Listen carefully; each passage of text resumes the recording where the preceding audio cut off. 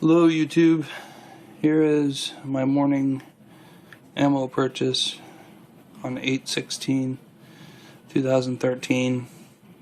Here is, we have 2 cases of this stuff in. It's actually not bad. I opened one box. This is what you're buying. It's pretty nice. It's actually, the tips on them don't spin around like the Winchester ones.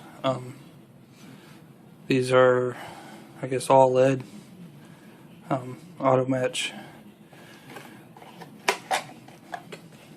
These are very nice.